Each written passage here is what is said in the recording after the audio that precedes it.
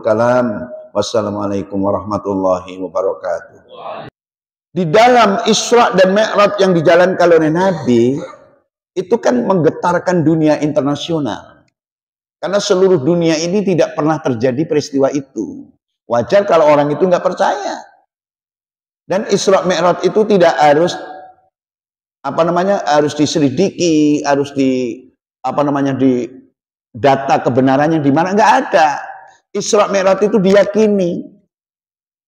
Karena itu peristiwa yang tidak masuk akal. Masuk akal nggak, Bu? Nggak masuk. Masa ke langit yang ketujuh, masuk Sidratil Muntaha cuman semalam. Rijalul la tulhihim tijaratu wala bai'un an dzikrillah wa iqamis sholati wa ita'iz zakah yakhafuna yawman tataqallabu fihil qulubu wal absar. Akan muncul orang-orang yang tidak dilalaikan dagangan. Kan zaman dulu itu kan para sahabat itu kerjanya dagang. Nggak ada yang jadi anggota DPR, nggak ada. Belum ada negara. Ya, belum ada negara. Jadi pada waktu itu orang-orang pada umumnya orang-orang Islam ini berdagang. Jadi tidak dilalaikan gara-gara dagangannya, tidak dilalaikan gara-gara jual belinya dalam rangka mengingat Allah. Wa iqamis sholati, mereka tetap mendirikan sholat. Wa ita'iz zakati, mereka tetap membayar zakat. Jadi sholat, zakat itu diperhatikan benar. Sesibuk apapun gitu. Walaupun mungkin bisnis, walaupun mungkin dia itu bekerja yang lain. Tapi tetap itu sholat dan zakat tidak pernah ditinggalkan. Mengapa? Karena yakhafuna yawman tataqallabu fihil qulubu wal absar. Karena mereka takut nanti di hari kiamat, di mana hari itu hati dan pandangan mata akan berdebar-debar. Hati dan pandangan mata akan ketakutan. Ya. Itu hasil daripada pembinaan. Orang-orang yang takut karena dia mempunyai yaitu kegiatan-kegiatan semacam ini. Yakin nggak yang begini-begini ini? Kalau orang nggak ngaji ngerti nggak? Ngobrol-ngobrol ngerti, yang ngaji aja kadang-kadang susah ngertinya. Alhamdulillah. Jadi suratnya 24 ayat 36 dan 37 ini pembinaan. Bagaimana kita masuk ke musola kita ini disaksikan oleh Allah dan para malaikat-malaikatnya. Padahal Islam itu dari bangun tidur sampai tidur lagi itu kita tetap Muslim. Nah, kita bersyukur ini. Ya, tentang Islam yang begitu luar biasa. Tentang Islam yang kita tahu itu Islam itu ya sesuatu yang sangat mengagumkan. Nah, apalagi kita hidup di bulan ini. Ini bulan apa namanya? Bulan Rajab. Bulan Rajab itu menurut Allah itu bulan istimewa bukan? Istimewa. Orang yang nggak ngaji ya Rajab kek bulan apa saja ya biasa-biasa aja. Kita lain. Karena ada keterangan. Allah itu menciptakan bulan itu kan 12 bulan. Tapi ada 4 bulan yang Allah lebihkan bulan itu. Di dalam Isra dan Mi'raj yang dijalankan oleh Nabi itu kan menggetarkan dunia internasional. Karena seluruh dunia ini tidak pernah terjadi peristiwa itu. Wajar kalau orang itu nggak percaya. Dan Isra Mi'raj itu tidak harus harus diselidiki, harus di data kebenarannya di mana, nggak ada. Isra Mi'raj itu diyakini. Karena itu peristiwa yang tidak masuk akal. Masuk akal nggak, Bu? Nggak masuk. Masa ke langit yang ketujuh, masuk Sidratil Muntaha cuman semalam. Gitu ya. Jadi nggak mungkin kalau orang naik onta atau kuda itu dari Mekah ke Baitul Maqdis itu saja memakan waktu berapa? 1 minggu. Belum lagi naik ke langit.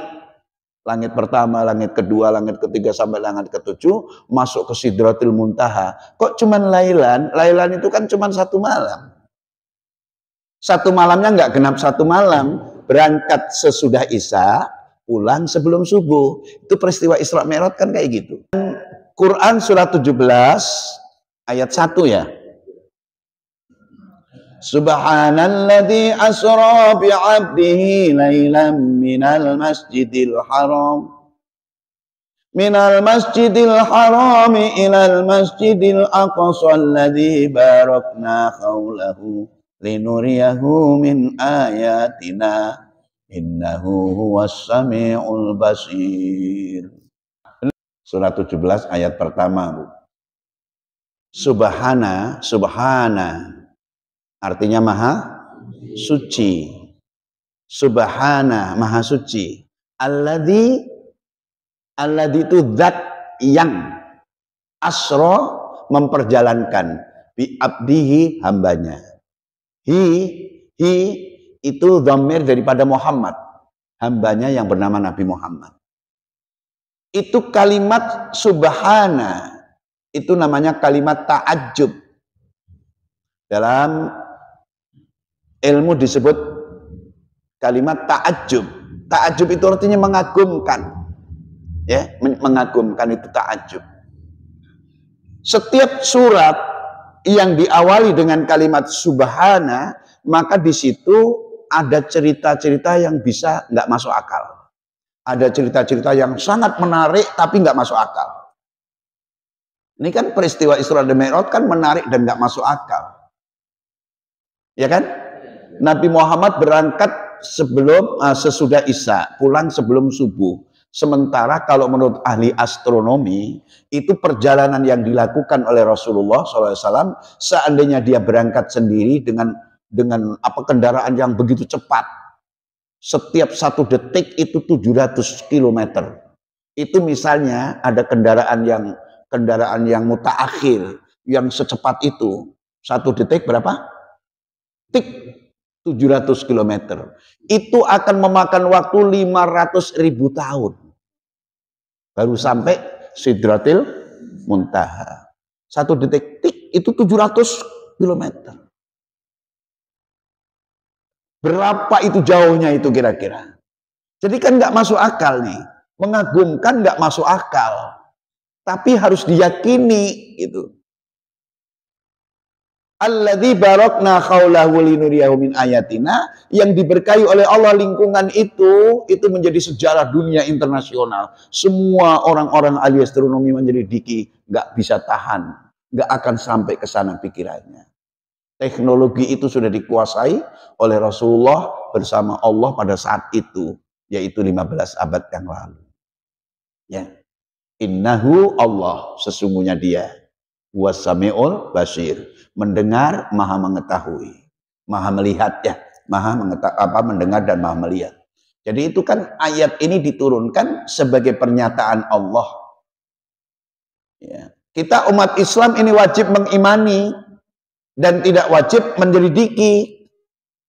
Walaupun orang-orang barat menyelidiki, ternyata ketemu juga selidikannya. Karena memang Allah menyatakan dalam Quran bahwa ya ma'syaral jinni wal insi in istata'tum an tanfudhu min aqtaris samawati wal ard fanfudhu la tanfuduna illa bisultan.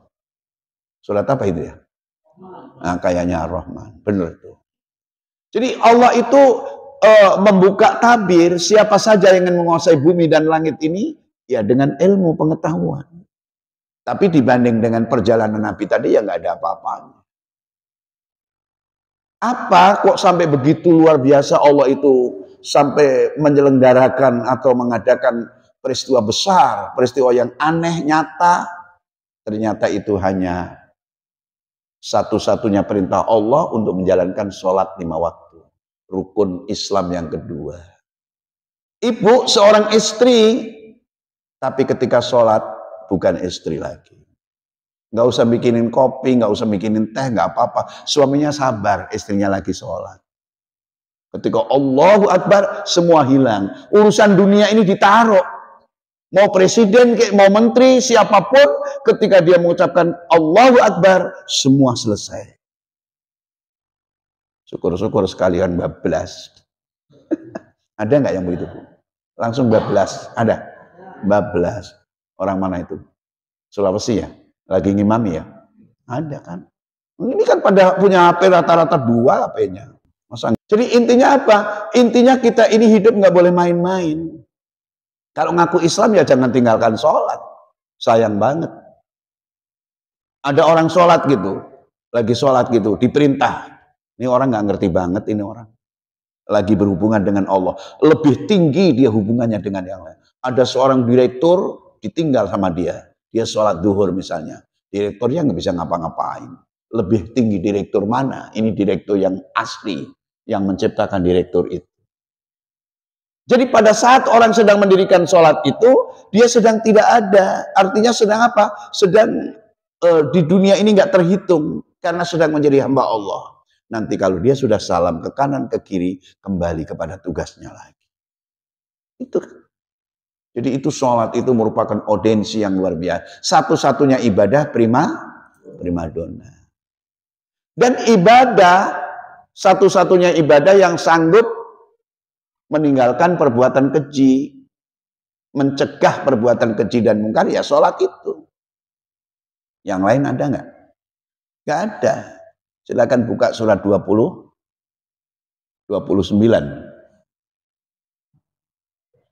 Al-Ankabut ayat 45. Surat Al-Ankabut ayat 45. Utlu ma uhiya ilaika minal kitab wa aqimis shalah innas sholata tanha 'anil fahsya'i wal munkar wa la dzikrullahi akbar wallahu ya'lamu ma tasna'un. Ya, utlu bacalah ma uhiya, apa yang aku wahyukan ilaika kepada engkau Muhammad. Kita disuruh baca Quran. Dan apa? Wa aqimis sholah, dan dirikan sholat. Inna sholata, sesungguhnya sholat itu tanha, mencegah. Betul nggak? Tanha anil fahsya'i wal munkar, mencegah dari perbuatan keji dan mungkar. Wala dzikrullahi akbar, dan berzikir, ingat kepada Allah ketika sholat itu akbar, lebih besar manfaatnya daripada yang lain. Wallahu ya'lamu ma tasna'un, dan Allah Maha mengetahui apa saja yang kamu kerjakan. Berarti sholat itu termasuk zikir enggak? Zikir yang terbaik apa itu?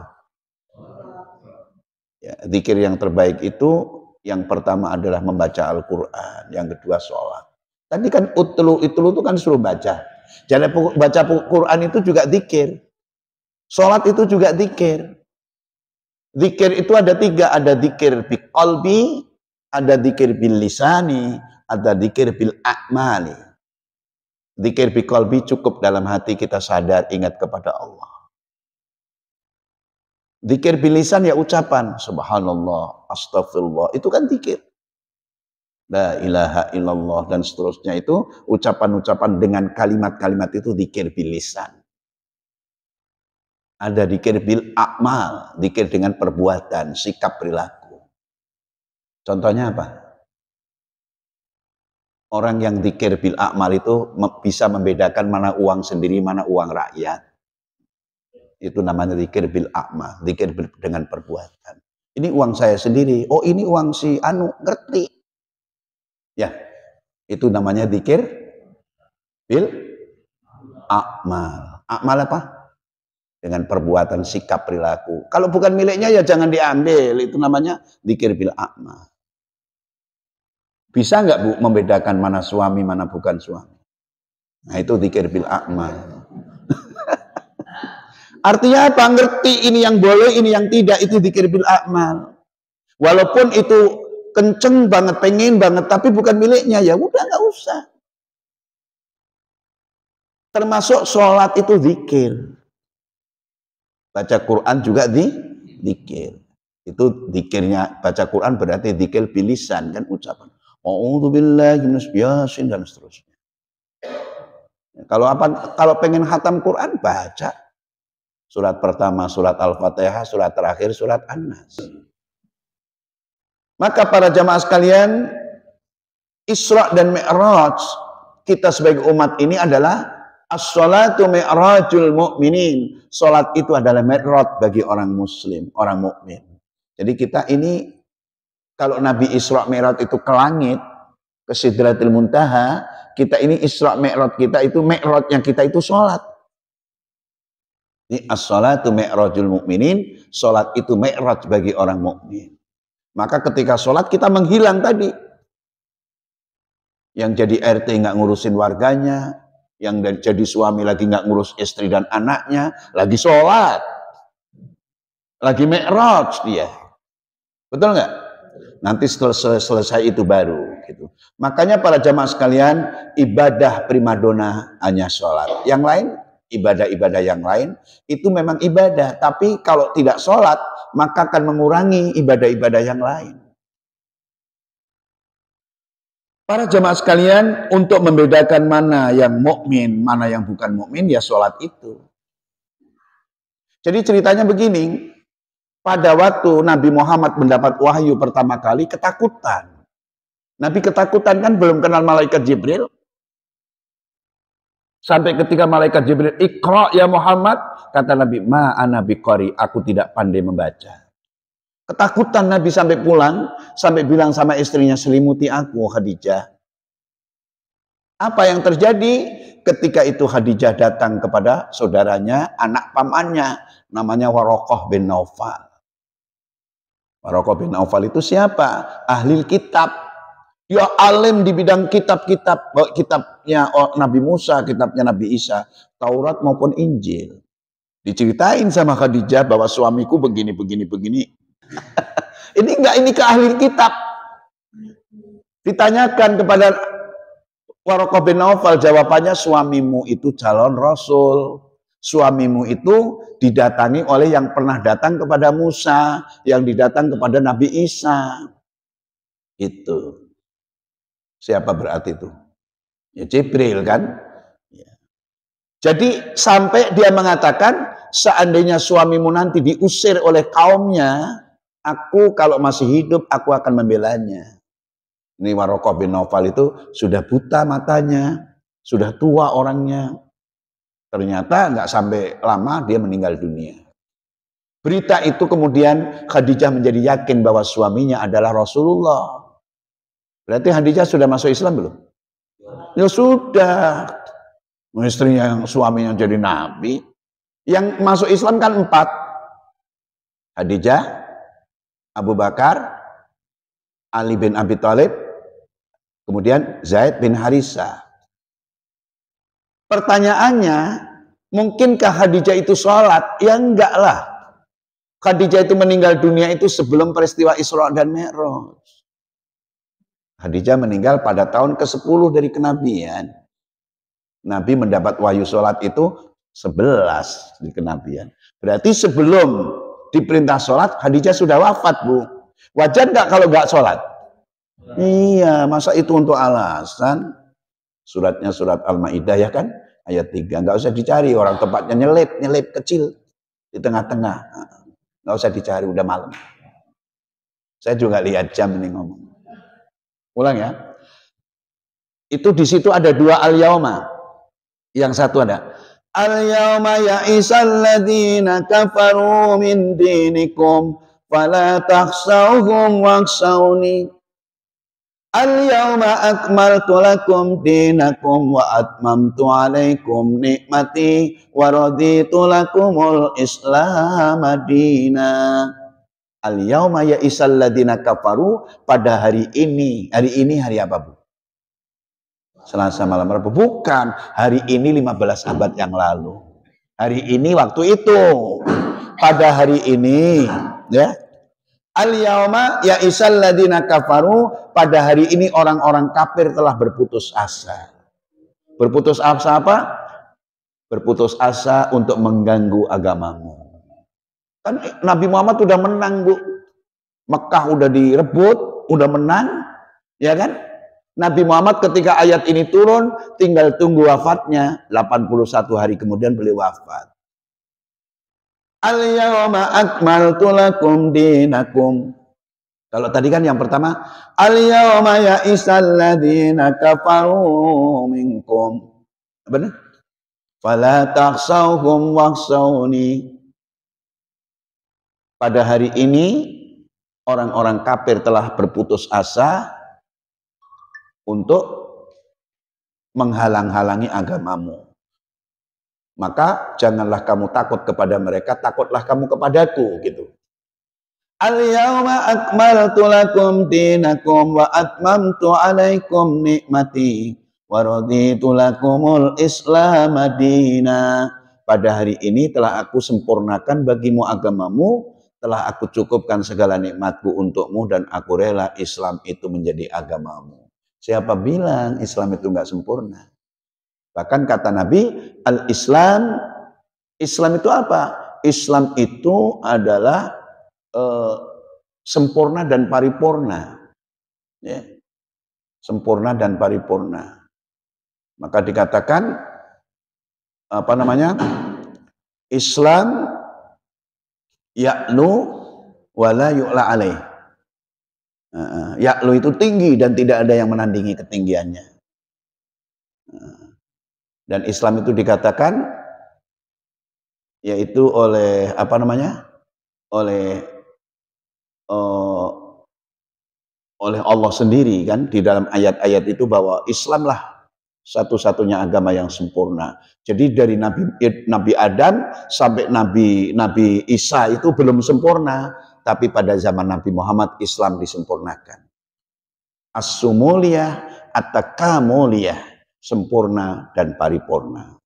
Na'udzubillah min dzalik. Semoga kita diselamatkan dari itu ya semua. Amin. Itu yang paling enak, cukup. Ya, semoga apa yang kita kaji malam ini menjadi ilmu, dan setelah menjadi ilmu kita amalkan dalam kehidupan sehari-hari. Ya, semoga Allah ridho sama kita semuanya. Sepulang dari pengajian ini, dosa-dosa kita diampuni, rumah tangga kita dijaga, anak cucu kita jadi orang yang soleh dan soleha, negeri kita aman dan damai. Insya Allah akan Allah berikan pemimpin yang lebih baik. Syai'ulillahilmul Fatihah. A'udzu billahi minasyaitonir rajim. Bismillahirrahmanirrahim. Alhamdulillahirabbil alamin. Arrahmanir rahim. Maliki yaumiddin. Iyyaka na'budu wa iyyaka nasta'in. Ihdinas siratal mustaqim. Siratal ladzina an'amta 'alaihim ghairil maghdubi 'alaihim waladdallin. Amin. Allahumma shalli wa sallim wa barik ala sayyidina Muhammadin wa ala alihi wa ashabihi ajmain. Allahumma lakal hamdu wa lakal syukru wa lakal mulku. La ilaha illa anta subhanaka inna kunna minadh dhalimin. Allahumma lakal hamdu anta qayyimus samawati wal ardi wa man fihinna. Walakal hamdu anta malikus samawati wal ardi wa man fihinna. Walakal hamdu anta nurus samawati wal ardi wa man fihinna. Walakal hamdu antal haqq wa wa'dukal haqq wa liqa'uka haqq wa qauluka haqq wa jannatu haqq wan naru haqq wan nabiyyuna haqq wa Muhammadun sallallahu alaihi wasallam haqq. Allahumma rabba Jibril wa Mikail wa Israfil. Fatiras samawati wal ardi alimal ghaibi wasyahadah. Anta tahkumu baina ibadika fima kanu fihi yakhtalifun. Ihdina limaktulifa fihi minal haqqi bi'idnik. Innaka tahdi man tasya'u ila siratal mustaqim. Rabbana taqabbal minna innaka antas samiul alim wa tub alaina innaka antat tawwabur rahim. Rabbana atina fid dunya hasanah wa fil akhirati hasanah wa qina adzabannar. Walhamdulillahi rabbil alamin. Subhanakallahumma wa bihamdika asyhadu an la ilaha illa anta astaghfiruka wa atubu ilaik.